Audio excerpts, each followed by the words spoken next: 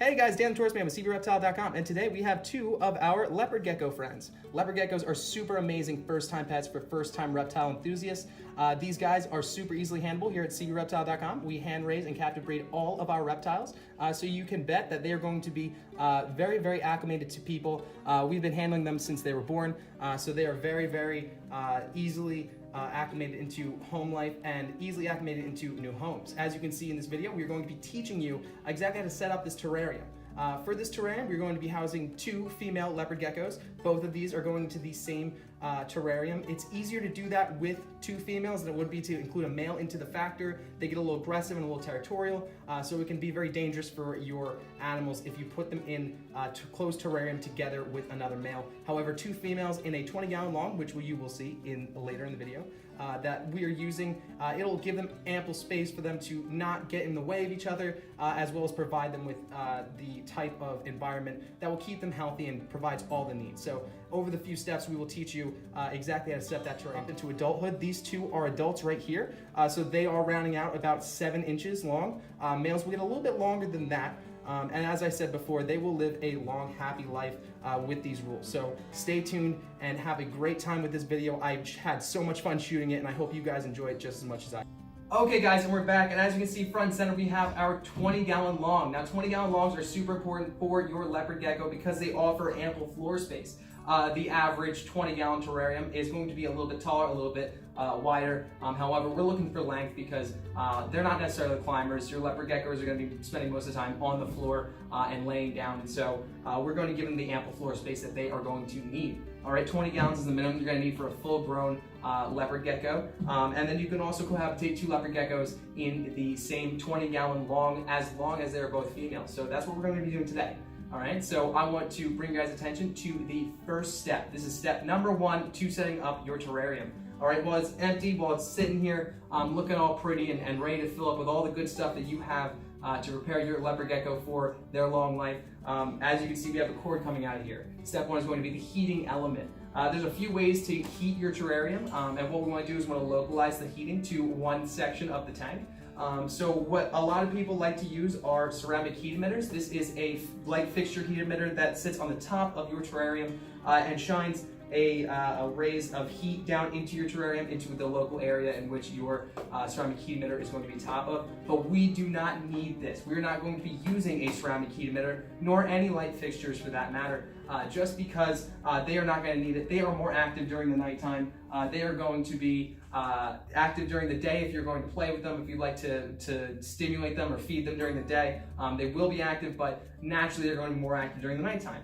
All right, so we're not going to need those light fixtures to provide the UV spectrum. All right, so we're also going to be getting rid of our UV spectrum hood. So we're going to put that aside as well. And what we're going to bring your attention to is the heating mat. All right, this is what you want to buy from CBReptile.com to provide the heat in your terrarium for your leopard gecko. Now, leopard geckos need a heat of about 88 to 90 degrees on the hottest side. All right, and then on the cooler side, which we're going to make on this side, you can get as low as about 75 degrees. Don't let it get much colder than that.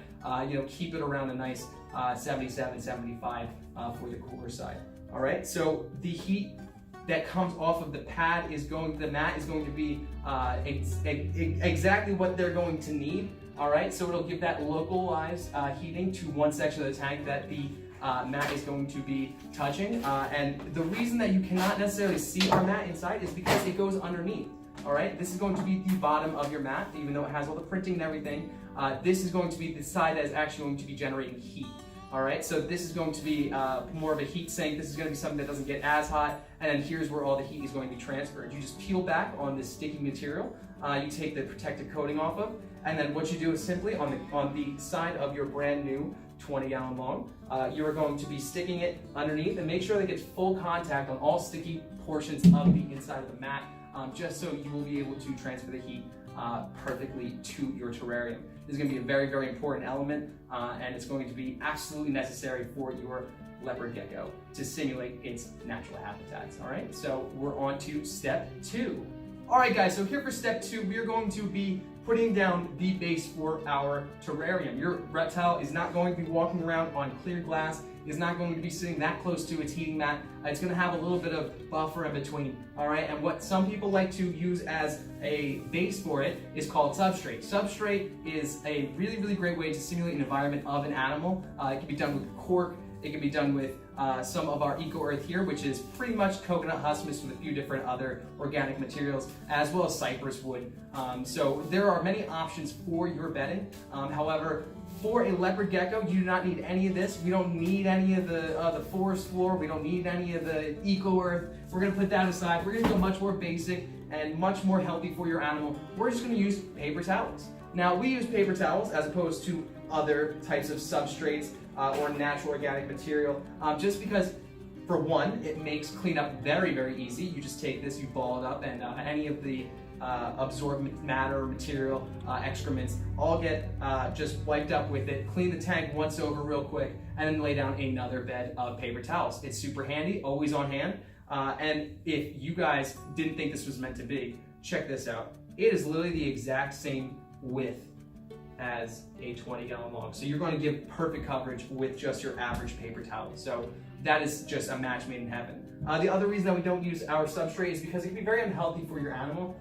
If you know anything about leopard geckos, when they do attack, they go for their mealworms. If they're not in a dish, if they're going after a cricket and hunting it down, they strike nose first, go right into it, and then just pray that it works out best for them. So when they do this, they're gonna slam their face right into the dirt, hunting that cricket, and they're gonna pick up some substrate, some dirt with that cricket, and they're gonna swallow that, and that can cause some intestinal issues and cause some blockage. It's really not good for your animal. So we're going to be using the safe bet and the easy bet, which in this case has to be the most of the best world, which is going to be paper towels, all right? So that is the end of step 2. Moving on to step 3. All right, guys, now for step 2, what we're going to be doing is putting in the hides. Remember how I said we're going to have a hot side and a cold side? Hot side's going to be about 90 to 88 degrees, and then the cold side's going to be about 75 degrees. This side's going to be the moisture side, and this guy's going to be the hot side.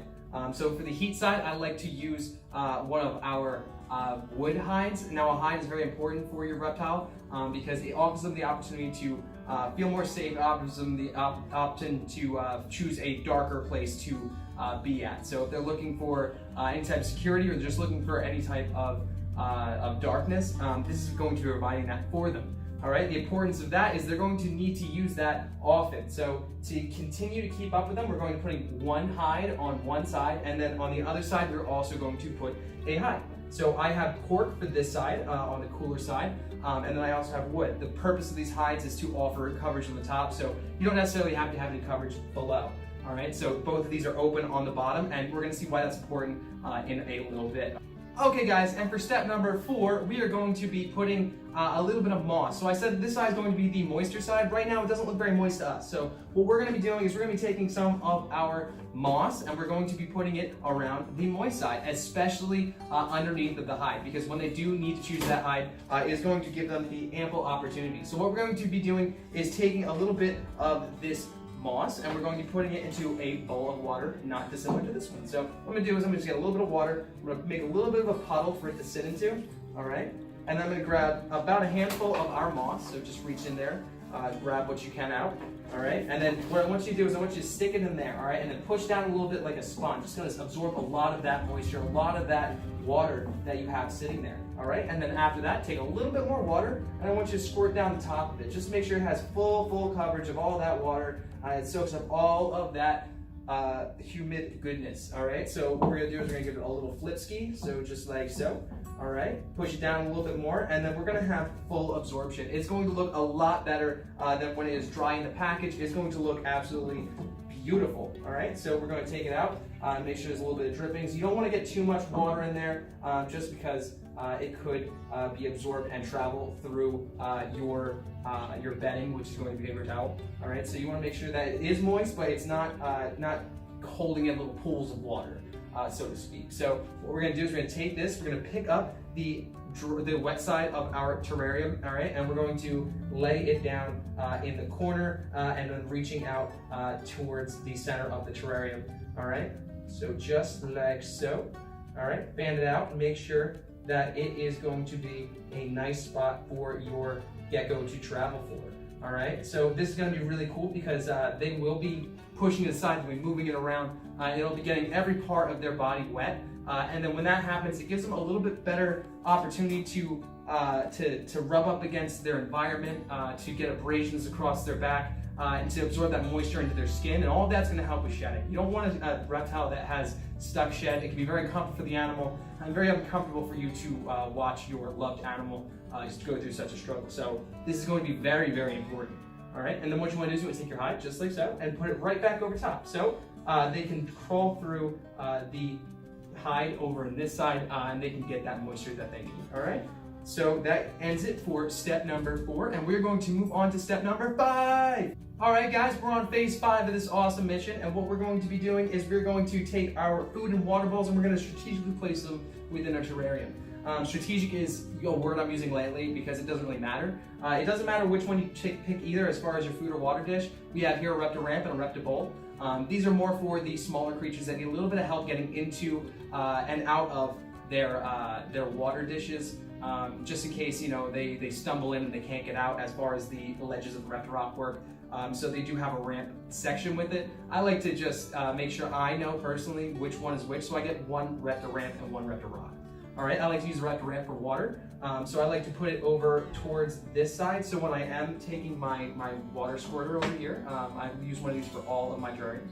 It makes just keeping up with the moisture of the moss, changing the moss, as well as filling up the water bowl, super easy. So over here, I'm just gonna take some of this and I'm gonna spray it down, get it a nice little layer in there, and that's gonna be the water that they're gonna need. All right, so you just take your cap, put it back on, and then we're gonna worry about our Reptar rock. So Reptar rocks are going to be for our food in this case, and I'm going to put it dead center in the middle of the terrarium.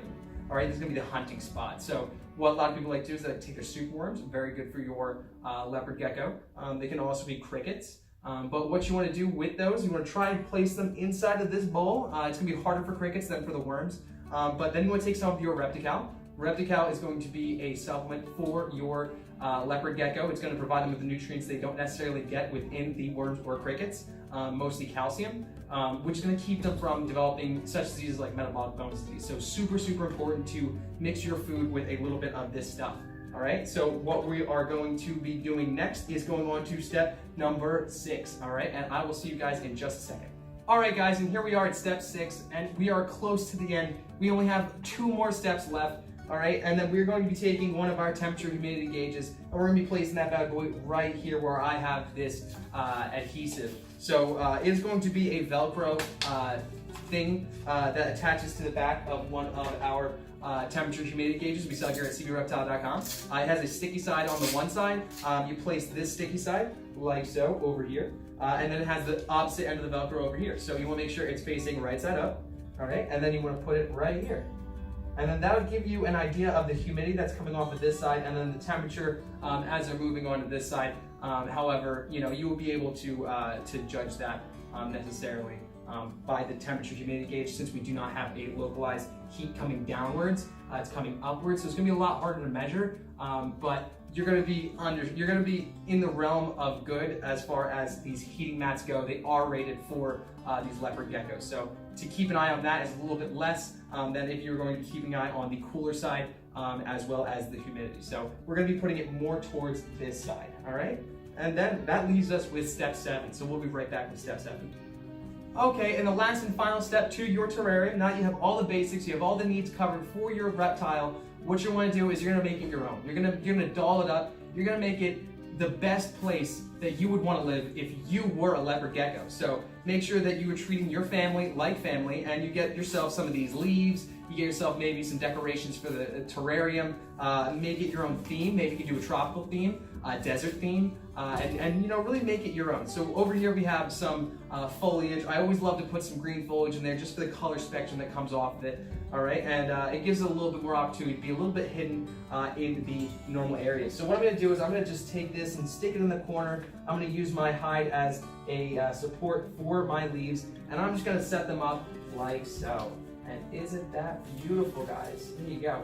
And don't be shocked if you do see a setup sort of like this, and you see your leopard gecko climbing up into these branches. It acts like more of a hide, so you're going to have that heat spot with the hide on top. You're gonna have the even hotter hide on the bottom. It's going to be awesome for your leopard gecko. And don't be afraid to add, little figurines in the corners, whatever you need to do to make your leopard gecko feel at home.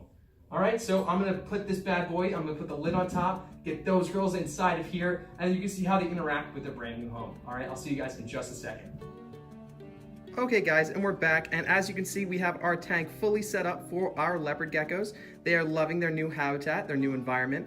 And just to go over a few of the things that we went and made for these guys here in this environment, going over on this side, being the moisture side, it's fully equipped with their water dish as well as some moss. The moss is going to add to the humidity in the tank, give them that moisture to their skin if they so choose to crawl inside of it.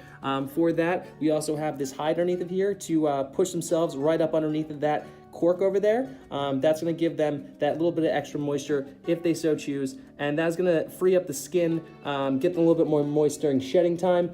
This girl over here, she's looking a little sheddy. This girl over here, she's looking less so. So as you can see, there's a little bit of like a dusty coating on her. That's how you know she's about to shed. So she's going to be enjoying this section very, very heavily in the next couple of days. So she's going to absorb that moisture in her skin when she gets a little scratchy. And then even crawling underneath that cork is going to add that little bit of abrasion to fix that the stuck shed that she might have. Which will be reduced also by the humidity in the tank. You can keep track of that using that temperature humidity gauge. And then this is going to be measuring the cold side of our terrarium as well as the humidity on the humid side of our terrarium. Over here on the heated side, which both of our leopard geckos are hanging out with, is going to be that piece of wood that we added in there. As you can see, one of our leopard geckos is going into that wood. Maybe she's feeling a little bit camera shy. So underneath there, we have that heating mat that we added. Remember, we don't need the overhead fixtures. We just need that heating mat on the bottom. So this heating mat is going to be giving them the heat that they need on this side. Not too much need to keep an eye on that temperature as much as the ambient temperature of the tank, as well as the humidity over on this side. So we're going to be assured that that heating mat is going to be the proper amount of heat that we need for our leopard geckos. And over on top of here, we have some leafage. This is some fake leafage that we put on top, and that's going to give them a little bit of extra area. So if they didn't really want to have that type of heat, as you can see, this leopard gecko hopping up on top of there, checking it out, maybe looking for some of these crickets I added for them. They are going to be, finding that type of shelter that they desire. However, they're not going to be necessarily looking for that heat source, which is directly located inside here, underneath, as you can see by the tail. Let me see if I can get in there. Yeah. So they're going to be getting that heat from underneath there, the moisture and the cooler side on this side. So if they just wanted to stay in the ambient heat, and they also wanted that protection because they are shy creatures when it is during the daytime, and they don't necessarily want to be bothered because they are nocturnal creatures. So they will, have the opportunity to rest underneath there in the shade. So if you guys enjoyed our video, if you guys learned anything, or if you guys just are reptile enthusiasts, please give this video a thumbs up. Don't forget to subscribe and leave us any questions, comments, or concerns that you may have about your own leopard gecko. And I want to thank you guys for watching, and have a great one from everyone here at CBReptile.com.